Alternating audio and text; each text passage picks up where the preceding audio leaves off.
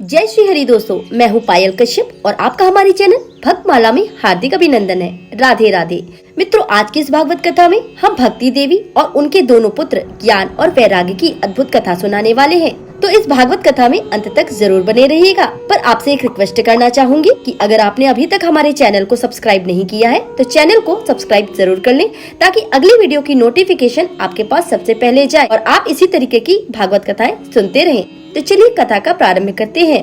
मित्रों, एक दिन की बात है, विशालापुरी में सत्संग के लिए सनकादि मुनि आए हुए थे। वहाँ उन्होंने नारद जी को देखा। सनकादि ने पूछा, ब्राह्मण, आपका मुख उदास क्यों हो रहा है? आप चिंतातुर क्यों लग रहे हैं? इतनी जल्दी जल्दी आप कहाँ से आ रहे हैं? इस समय तो आप उस पुरुष के समान व्याकुल जान पड़ते हैं जिसका सारा धन लुट गया हो। आप जैसे आसक्त रहित पुरुषों के लिए यह उचित नहीं है। इसका कारण बताइए। तब नारद जी ने कहा, मैं सर्वोत्तम लोक समझकर पृथ्वी में आया था। यहाँ पुष्कर, प्रयाग, काशी, गोदावरी, हरिद्वार, कुरुक्षेत्र, श्रीरंग और सेतुबंध आदि कई तीर्थों में मैं इधर उधर विचरता रहा, किंतु मुझे कहीं भी मन को संतोष देने वाली शांति नहीं मिली।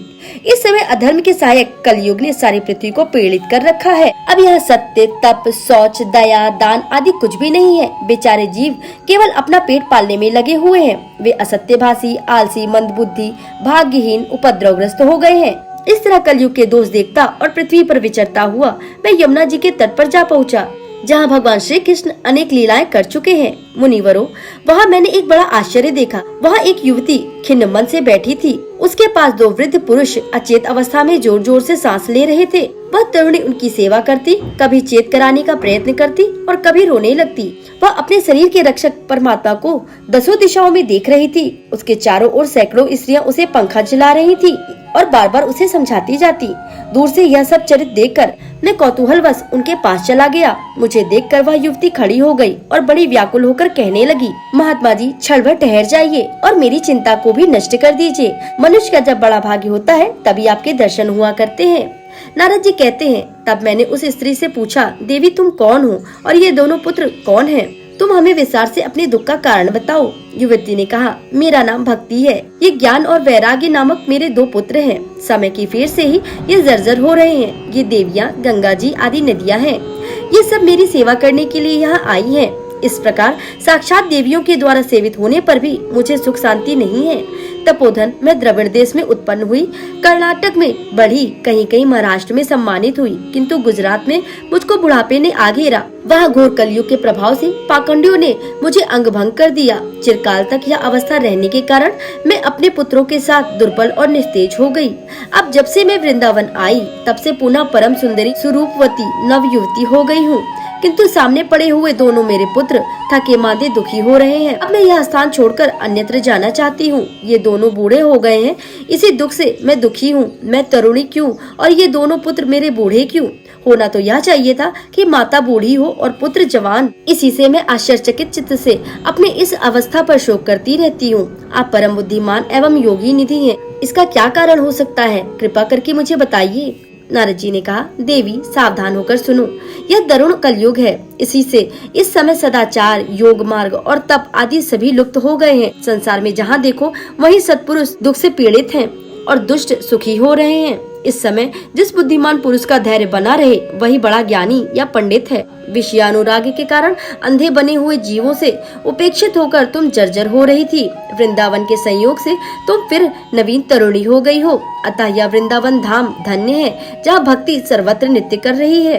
परंतु तुम्हारे इन दोनों पुत्रों का यहाँ कोई ग्राहक नहीं है, इसलिए इनका बुढ़ापा भी नहीं छूट रहा। भगवान श्री कृष्ण के चरण कमलों का चिंतन करो, उनकी कृपा से तुम्हारा सारा दुख दूर हो जाएगा। वे श्री कृष्ण कहीं चले थोड़ी गए हैं। फिर तुम तो भक्ति हो और सदा उन्हें प्राणों से भी प्यारी हो। तुम्हारे बुलाने पर भगवान तो नीचों के घरों में भी चले जाते हैं। सत्य, त्रेता और द्वापर इन तीनों युगों में ज्ञान और वैराग्य मुक्ति के साधन थे, किंतु कलयुग में तो केवल भक्ति ही मोक्ष की प्राप्ति कराने वाली है।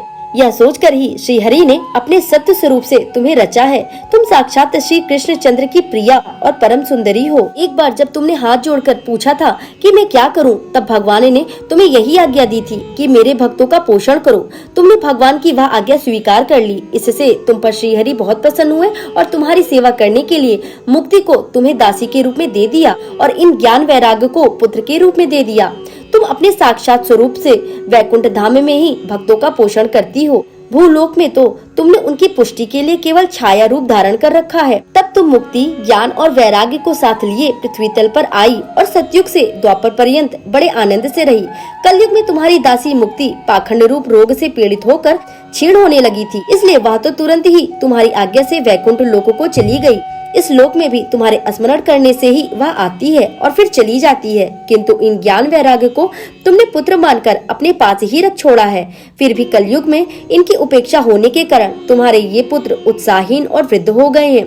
फिर भी तुम चिंता ना करो, मैं इनके नवजीवन का उपाय सोचता हूँ। सुमुखी, कलयुग के समान कोई भी युग नहीं है। इस युग में तुम्हें घर घर में प्रत्येक पुरुष के हृदय में स्थापित कर दूंगा। अन्य सब धर्मों को दबाकर और भक्ति विषयक महोत्सवों को आगे रखकर यदि मैंने लोक में तुम्हारा प्रचार ना किया तो मैं भी श्रीहरि का दास नहीं।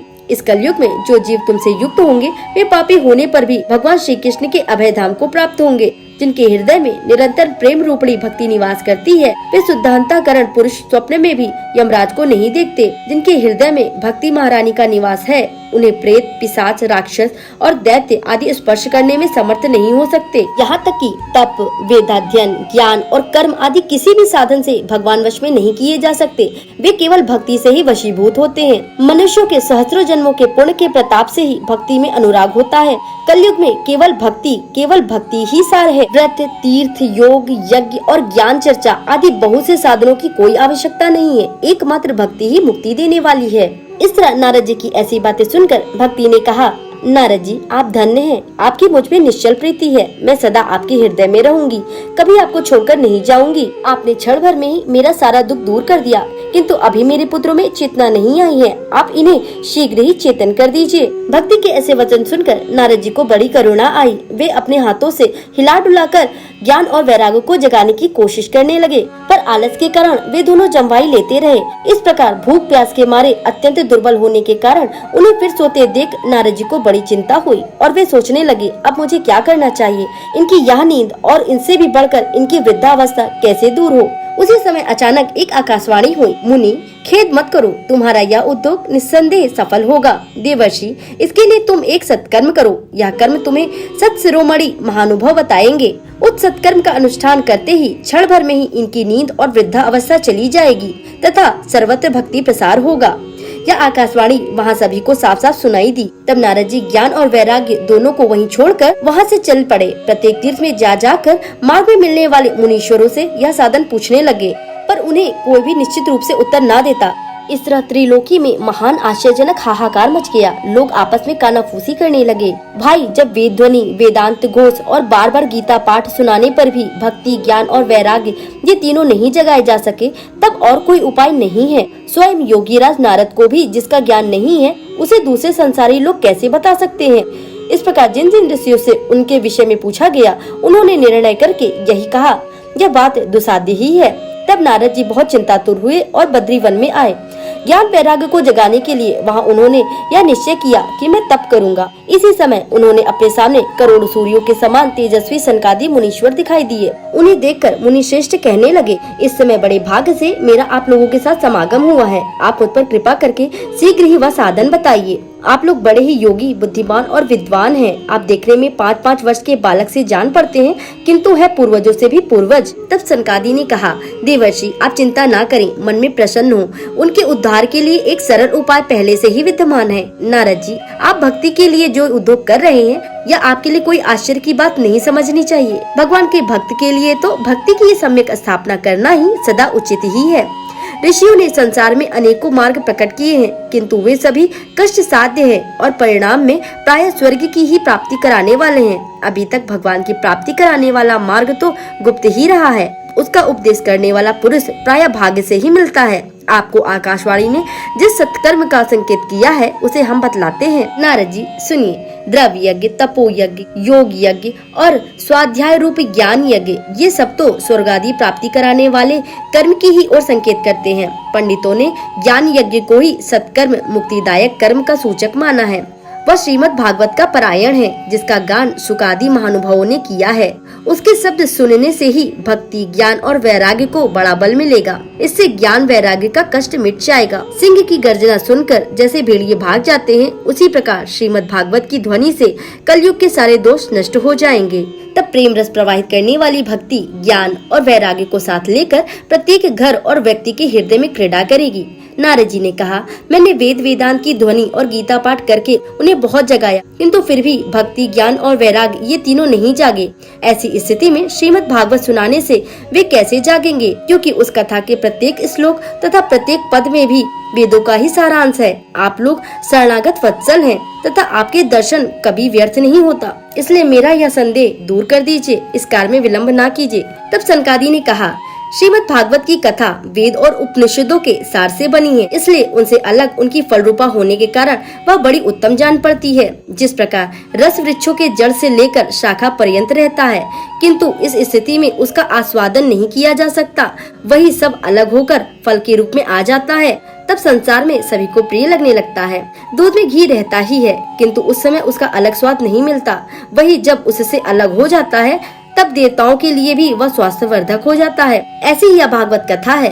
यह भागवत पुराण वेदों के समान है। श्री व्यास देव ने इसे भक्ति, ज्ञान और वैराग्य की स्थापना के लिए ही प्रकाशित किया है। आपको उन्हें शोक और दुख का विनाश करने वाला श्रीमद् भागवत पुराण ही सुनाना चाहिए। इस प्रकार भागवत कथा का पान करके भक्ति, ज्ञान और वैराग्य पुष्ट हो गए और सभी के हृदय में भक्ति के साथ निवास करने लगे। जहाँ भक्ति होगी वहाँ ज्ञान और वैराग्य भी होंगे। तो दोस्तों, आज की इस वीडियो में बस इतना ही। अगर वीडियो पसंद आई हो तो प्लीज लाइक करें। चैनल पर पहली बार विजिट किया हो तो सब्सक्राइब करें। मिलते हैं अगली वीडियो में। नमस्कार, राधे राधे।